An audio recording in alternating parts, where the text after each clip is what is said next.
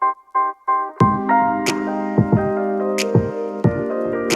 everyone, welcome back for another video. We're going to talk about something I like to call drifting at the top of your backswing. So some of you guys who have seen my videos on Instagram or YouTube, I kind of talk about drifting from time to time.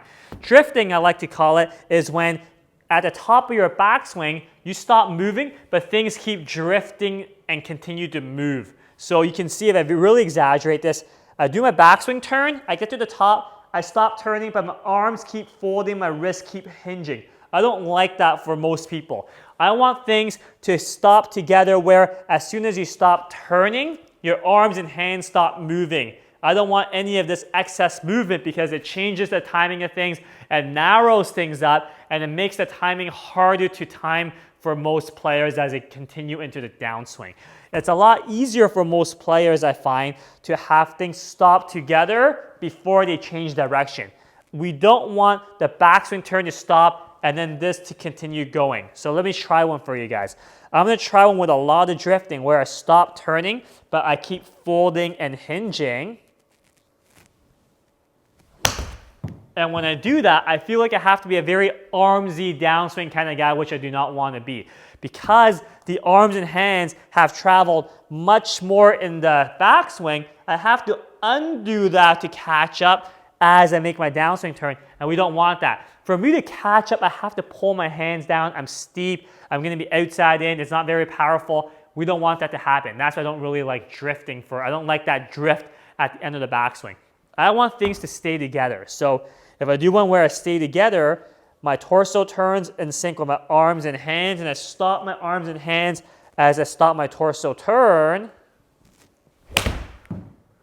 I feel like it's much easier for me to start my downswing. There's not as many timing variables needed for me to make sure I deliver the club back to the ball in a predictable fashion. So what I really want you guys to look at when you guys practice, if you guys feel like you're struggling with timing, you're struggling with consistency, you're struggling with just solid contact, I would make sure at the top of your backswing that your arms and hands are moving in sync with your torso, and that when you stop turning, everything stops moving.